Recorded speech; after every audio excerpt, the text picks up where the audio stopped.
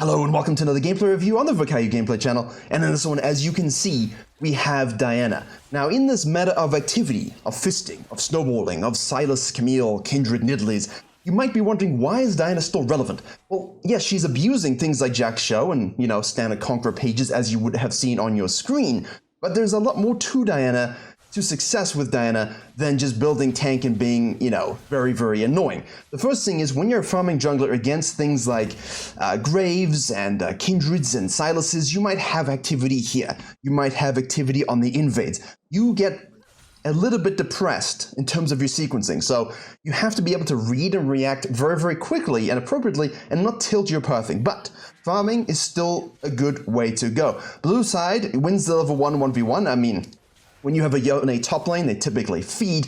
At this point, I would be a little bit nervous. You see the scan here? This is so irritating. We want to make sure we secure that, but the Karma actually steals a lot from us. Now I'd be worried about the Graves doing some kind of flex into the vertical jungling scenario here.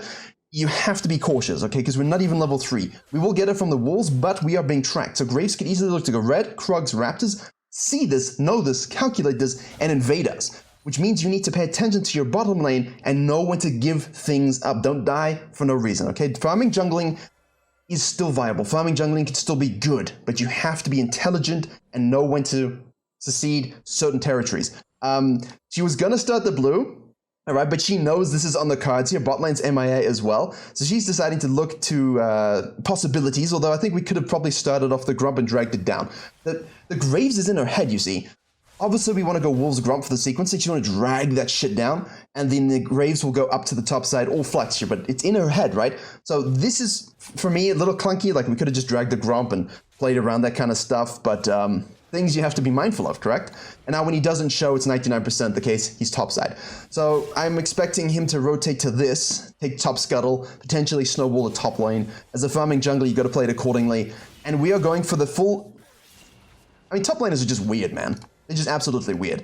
Anyway, we're going for the lane gank early here just to look at the vision here. You've got to be very aware of what's going on. Pyke doesn't quite hit the goodness, and we have the Moo bot lane with Giga Stun, so now we look like a bit of a fool. It would have been better to go for a more classical angle, but Flash is now burned from the Amumu. Nice hook by the Pyke. And if we can get sums here, that's fine. That's all you're looking to do. So in principle, what are we looking for? Full clear, safely. No way.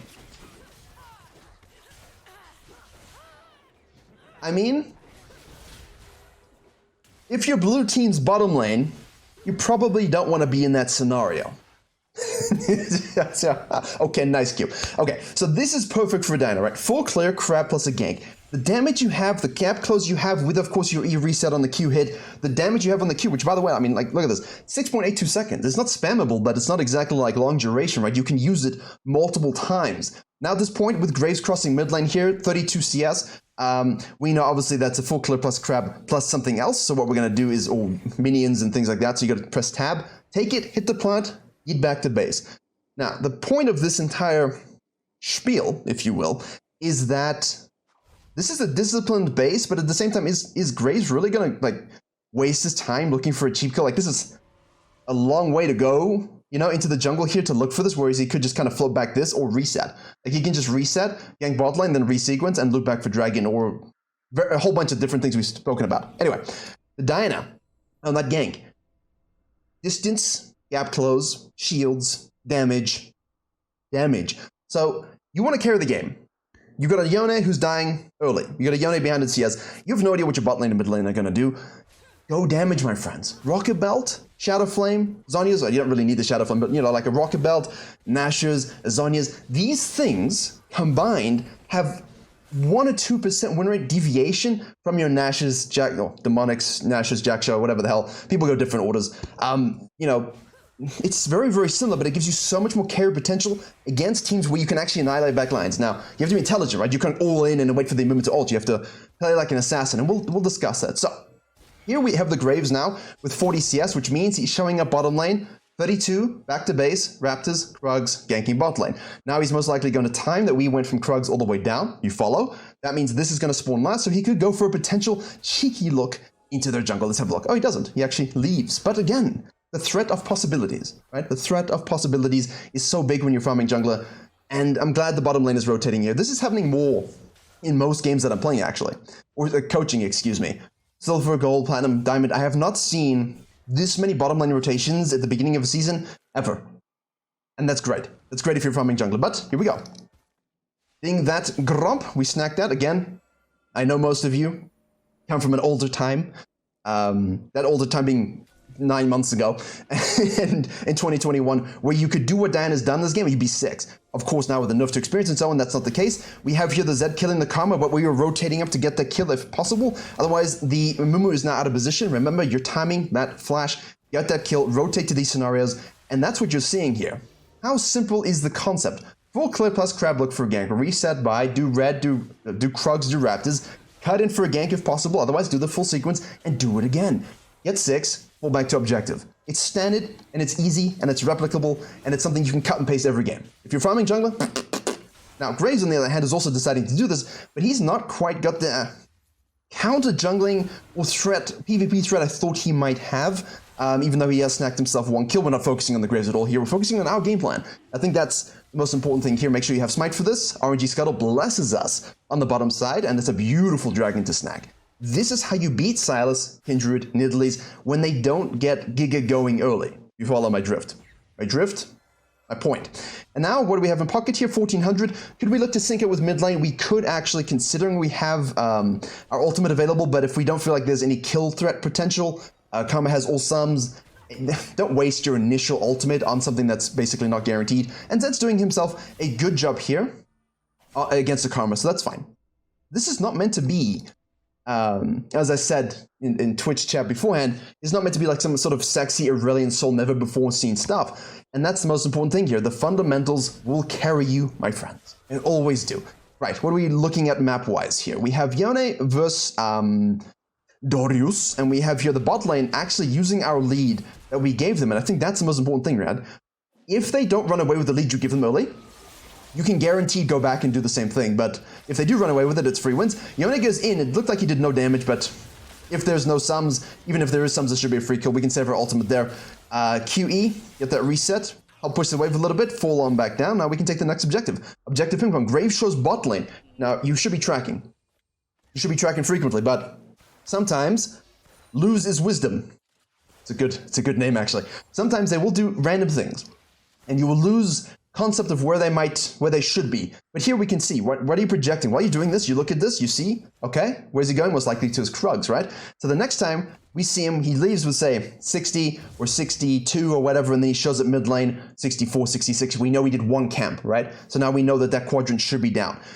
We take the Herald, we move into the mid lane, again pushing, range versus melee, always going to be the case. Now we know Graves moved to the Krug, so we could counter gank, so we pull up, we hesitate, very nicely done. Good use of the mind there.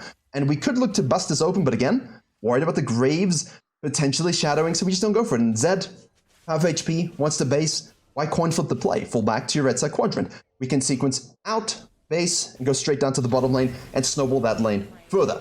We have here the Pike. Ooh, he does the good flashings of the stuns, and then he gets annihilated because that's what happens in this meta. And Twitch is just going, it is EU West, so you can expect these things. Finish your red, but go back to base. Obviously, Krugs are gone, and now we can go down to our blue side, as predicted. Don't use the Herald here, but again, you're not really looking to bust down towers. I want farming junglers, Diana junglers, please look at tower slapping, right? We want to kill towers, and you're not going to get it just by showing up with the Herald anymore. So if you can rush this sort of concept where you at least use the Herald for gold and kind of keep smacking those things throughout the early to mid game phase, you'll be fine. Here we have our Graves now, who was last seen in the bottom lane, going to the top lane, so we're doing equal and opposite, which is perfect for us. We see this, we have the Pike alive going this way. We want to sequence down into this. We actually cut out the Grump here. I mean, in that case, I would prefer to do Wolves Grump and just leave the blue if you don't really need it. But I mean, we could effectively do all, but because Graves shows top lane, because Pike's roaming up there, we have the ability here to fall back to the Grump as necessary. So we can take the outside crab, move into the jungle, take the Raptors. We kind of have a loose timer on the Krugs, given where he was last. And now, with everyone going top lane, Graves gets a kill on the Pike, but Graves dives back. Do we care about this? And again, at the end of this game, Dinah will have the highest KP. Think about that. She will have the highest KP. We're 4 out of 10, 40%, but she was the highest. So how does that kind of get reconciled when you're playing a bit more falling back like this? But she has almost 9 CS per minute. And that's what people were saying is not good at the moment as farming jungle. It's not true at all. as long as you have the formulaic fundamentals of how to do things. I like this too, but Karma kind of senses it. We see here we have 9 to 17. The Graves has tried to kind of get ahead a little bit on the PvP sense. We might be collapsing here, so we can use our gap close plus flash. So we do get hooked in. We will have another one. We do have ult to bring him into the tower range here. We might get bleed damage. Oof, nicely done. King's applause, please. Well done to bait it out. Do we live? We live. Watch the Karma over the wall. Yone is... I would run. I would just run. Yeah, it's good. Just leave. Just leave. Nicely, and that's what's important to hit the Q, right? If too many Karmas... Dianas, when they're losing or learning... they just miss the Q, so you don't get that E reset, and you just get a big ass cooldown. You can't reposition again, and it's just awful, absolutely awful. 12 minutes, 10. This will be finishing off soon. So again, Graves dead. Can I steal some stuff? Cool. Watch lanes. Ah shit. Collapse. Mechanical outplay. Knowing your champion and escape. Respect it and escape. Now we see that this needs to be kind of used a little bit in terms of the Herald. Where are we going? We got enough time, but we should look to use it on plates. Graves. Zed, Karma. I always enjoy watching a Zed die. But now they're low, he moved down into the river. We get all the Proto Belt. The Proto Belt E. Yeah, classic. Again, good collapse though, right? So we could just look to go mid lane here and shove it out and use the Herald. But she decides actually, counter to my point, to go Krugs and watch this fight and do the cleanups. Obviously, this is because the Graves kind of floats down. But we do want to use this for play. It's 100%. You do not want to waste it. I see too often people wasting these kinds of things. We're going all in here. Nice roam by the Pike to sync up again. This is looking very... Oof. See the bandage toss? This is the kind of shit you want to see. Bandage toss Q over the wall. I know Amumu's there now. Activate. Hit this. Increased resistances, increased gold, but... you know, lower damage on the Herald, so we want to make sure we can get that down as soon as possible, which we do. And now you're looking at the Proto Belt, and you're saying, but what if we went Nashers? What if we went Demonics? Well, you don't make this play necessarily, because if you're not timing the Graves' E, which of course gets enhanced cooldown abilities as well, you might not get them. Right, so the Proto Belt there gives us a guaranteed kill on the Graves, which gives us a translation gank to the mid lane, which then gives us a full tower. So the gold amount we have here is 8,500 before 14 minutes. Before 14 minutes. What's the big gold sort of like baseline that I've been telling you guys for 6 months based upon Yi, the best investor of all junglers? It is 14 minutes, 9,000 gold. That's the snowball amount that Tenarius himself says is like, well, not says, but from studying his gameplay and talking to him, that's like the, I get this, I win the game. I get this, I win the game because I just use it better than anyone. I'm like, he's like billionaire jungle investor, right? He just knows exactly what to do with the gold. The champion. The champion uses the gold, obviously. But in Diana's case, it's the same thing. When you're building damage, you can snowball with that same kind of aggressive nature. So here what we do is we fall back from this into an objective, fall back to clean up our quadrants, make sure everything's done. We're watching the map here. We've got one ninja and one weird brother on the top lane. Darius is now swapped down to this side. This is out of sync because of Krugs, Graves, mid lane. So we loop back around. She's redirecting herself, interestingly, to the Krugs into the red. And that's because that's a 2v1 lane, but most importantly, second Herald is spawning and there's no dragon. And we can definitely use that second Herald for huge advantage. And the Graves shows bottom lane doing Graves things. Again, he's 5-2-0. And people will be like, what should I do as the Graves? I mean, what did the Graves really do to pressure the Diana? Ask yourself, what did the Graves do to pressure the Diana that he deserves to win the game, for example? You can say, well, his bottom lane is, yeah, but the Diana directly impacted that. Start top, gank bot, take crab, reset, reloop, do it again, take the dragon. Force the Graves to not have to be in bottom lane. Like, what's bottom lane for Graves when he goes there? No dragon, a losing bot, not a lot of counter jungling because the sequencing is good, and now she's topside taking other objectives. So it kind of forces him to split. I can't do the thing with my eyes where I do one left and one right. Imagine I could though. Right? That's how the Graves is jungling. And that's exactly what you want to do, always. We level 11 to level 10 of our Graves. I mean, I'll take that. What are we at now? 9,500 by almost 16 minutes. Huge snowball. We did go the Shadow Flame in this particular game. Obviously, it is a good one to go. They have a Karma. They have what's her name? A Kaisa. We have no Eclipse actually, but look at this. You see the damage that she has. Plus 250 HP, plus 200 HP. You don't have the tankiness, but you still have the HP. Not all of it, but at least some of it plus the AP damage to be able to just destroy anyone early. And obviously Graves doesn't like the AP, he doesn't get AP on his true grit, that would be disgusting. Once upon a time. Nightmares for children, that would be. And all junglers everywhere if Graves was to have that. Ugh, shudders. So the whole point is, if I can just sequence properly as a good old-fashioned farming jungler as one should, and control the objective ping-pong, I'm gonna have an easy time carrying games. Now, if you want to go the Demonics, the Nashes, the Jack Show combination, you can do, but I'm here to tell you, do you really need to when you look at this? Like, sure, we're definitely squishy, and in these sorts of situations it can be rough, but look at this. You know, we have the W shield, right? We have the auto attack based damage. We can keep hitting our Qs. Look at this. We have our passive. Graves is obviously Graves at this point, but he's down 2 levels. We can just... Whoa. That's unlucky. That's unlucky. We almost had him. Now we can take all their stuff as we fall back. It's still good, my friends. But win rate is lower because I honestly believe this. People have gotten so used to playing tank drain. They're so used to getting away with such bullshit fights. And they're not playing the game. They're letting the gankers like the Siduses and the Kindreds compromise a very simple game plan that's worked for 2 years, right? And it still does work. But you have to gank the right lane, and that lane is bottom lane. You have to get the dragons and the heralds, and you have to ping pong them. Make the aggressive junglers the ones that are gonna try and slide in and out of your jungle and not be able to counter jungle anything just through good pathing. Look at the lead you can get. 157 to 117 on a Graves. We just absolutely took him out of the game by not letting him do anything. Do we want to go run and fight a Graves? You know, most of the time, no. No. So how can I fight him without fighting him? Like this. Equal and opposite. When he's on the other side, do other stuff. He goes that side, you do more stuff this side. We did some good counter jungling. We lose our Krugs here. So if you're a top lane and mid laner, this is okay. Because the dragon's going to be spawning, so that's the kind of thing we want to fall to, and we're not going to go topside to match that. Deep vision here is exactly what we want. I mean, how straightforward is it? And you can say, well, like, you know, what about the lanes? Look, let's be honest with each other here. Are you diamond? Are you platinum? Gold? Silver? Are you bronze? Well, you know, these laners on this team are obviously not those ranks. But at the same time, we've seen enough streams and people getting grief that you know that they can do exactly the same stuff that happens in your elos every game, right? And you can see here that someone's over pushing beyond the vision line when he shouldn't and getting assassinated by Diana, who recognized, hey, I did my quadrant, assassinate the guy, split push, fall back to dragon.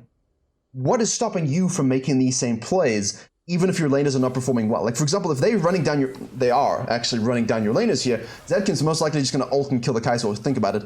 What's stopping you as Diana here from carrying this particular scenario? Guy with split pushing, kill him. Push the wave into their jungle, cool. They push mid lane, collapse, kill everyone. If you have a big enough lead, you can do that. Or the threat of your existence forces them to retreat. Top lane is crashing, fall back to the objective. It's not that complicated. So I hope you take away from this. Please try some more Rocket Belt, Death Cap, Zhonya's, Void, Shadow Flame, Diana. Alright? I want to see more of this and less of the degenerate Jack Shaw. I played against her the other day as a Mundo. She's fighting me. She's draining me. And I'm like, you don't win. You just don't win because I'm just going to do it better than you can. But if she went damage, and ironically, she would have just roasted me out because my W, for that short moment of time with the maximum gray health, right? Oof, wait a second. Mumu's going in. He is making plays. Kai'Sa's going deep to kill. Let's see what Diana can do. We're going to get rooted here, but we keep auto-attacking the whole time. Watch the back line there. We can easily get into this. Ooh, nice dash. We'll dash, reposition onto the Graves, and Mumu dashes out of the wall. The mobility here is nutty. We got 7 seconds on E right now. Good job, Twitch.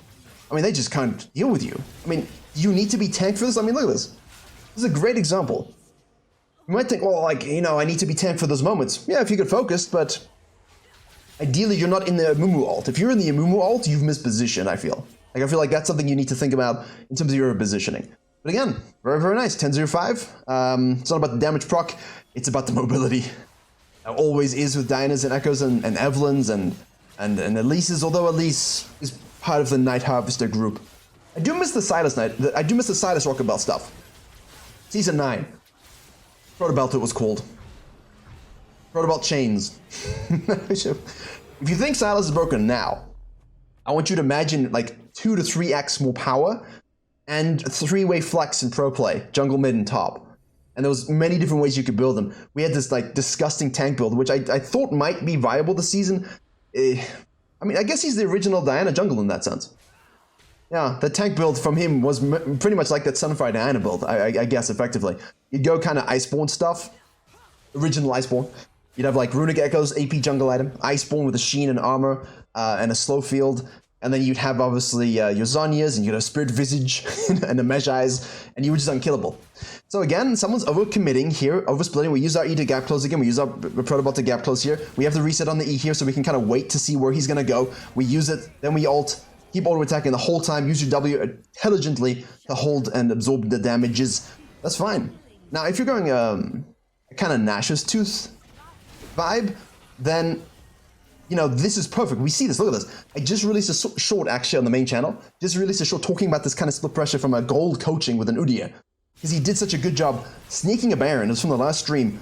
And everyone was just kind of doing this coin flip nonsense fight. And it was like, I mean, do you really need Nashers? I mean, like, come on. I mean, look at the AP. Passive. A third cleave. It's a lot of damage. So, I mean, like, look at this. They're all fighting here. Who cares? Carry the game. Kill the split pusher, push the wave, take the tower. Tower damage, right? Tower damage, tower damage. Fall back and take all their stuff. It's really, really straightforward. And if you are good enough at recognizing these windows and being disciplined about it, you can win a lot of games. Because they're going to be forced to send 2 or 3 people to you. How can they ever do anything? I like this little trap here, because you're an assassin here. We do the proto belt, we are able to hit it, which is nice. We are able to hit the Q as well. We're going to go for the E, we're going to go for the R, we're going to go for the proc damage. We're using a W to sustain ourselves up. We're going to gap close again onto the graves. Zed helps us out. We show him where his cigar really should go. And, yeah, bet he liked it too. And now we can fall back. Again, all camps are down, which is a little bit unfortunate. We kind of want to snack those apples. Probably going in for the hook here, but Amumu won't have ult if we're watching the top lane. Actually, you know what, for context, let's have a look here. For context, with even Shroud, 1 item Amumu, this ult at 11 is 104 seconds. Put it in the bank. 83, 104, 125. So at level 11, it's 104, and then obviously goes down to 83. So if you have an Amumu, which most of you will do, either jungle or support, put that in your brain. That's a good thing to kind of have. Circa 100-second cooldown on ult, at rank 11 and 16, 83 or so. And obviously that depends on the haste, right? That depends on the haste, but even Shroud. And I'm seeing a lot of actually AP Amumus. Yeah. It's not quite the AP. I would normally take the blue, but you have a blue, so it's okay to give it. Remember, if you're full build, level 18, you don't need more gold. You just need 500 gold every base. So it's good to give camps and gold to your team so that they can come up with you. Hails are notoriously, hilariously bad. Like, I need the resources. It's like you're 18 full build. Can the rest of us have some? Again, we hit it. Oh, I mean, look at this. As long as you hit the Q first, you're going to have the second dash rotation. You've got your ultimate. You're going to assassinate support tanks very, very easily. We've got Shadow Flame. We have Void Stuff. We have Magi stacking. We don't need Death Cap, but we can obviously go it. We're just running them down. Isn't this more fun, better, and more interesting than being Jack Show Diana and just standing still and... you know, whatever this is. I don't know. This is so much more interesting for me. I feel like if you can pull this off, and then you can pull this off in early elo, free wins absolutely. If you're Master, if you're Diamond and you want Master, I prefer you to go this. Take control of the games, show the other junglers that you deserve that high elo threshold. Yeah. Good game, more coachy, but I think I'm in that kind of frame of mind. Hope you enjoyed and learned something. Diana does have a live companion Zota GG guide linked in the description. New site for coaching signups and VOD access, Virkayu.gg. I am starting a Virkayu coaching channel for free coaching 5 times a week. If you are interested in that, I hope so. You can YouTube it. Thank you very much for watching. As always, I will see you all in the next tutorial or in the bootcamp, which I will now explain. And to start off for Season 13, I will be hosting another bootcamp with Coach Kybert for laners and junglers and for every single role. Topics on your screen now starts end of January 30th. Basically, we're going to be covering everything in this video in depth related to you, giving you some active examples, some drills, everything to make you a better League of Legends player as a whole, all through a really in-depth 2-week bootcamp from January 30th onward. And additionally, I will be raffling off a $400 coaching package to a lucky winner who subscribes in the first 100 tickets, which means a further 4 hours of coaching directly with me, all free for you after the bootcamp is finished. And overall, the bootcamp is just chocked full of absolute free coaching, free VOD reviews, Q&As. We have 10 different sessions for you from myself and Coach Coach Kybit with other challenger coaches on call. Essentially, you're looking at something like 30 coaching sessions for the price of one, all within a community hosted by Gosu Academy. So click the link in the description below, sign up, join the Discord, and I will see you all there to learn everything you need to know about Season 13 jungling and laning so that you can climb to your ranked goals and beyond.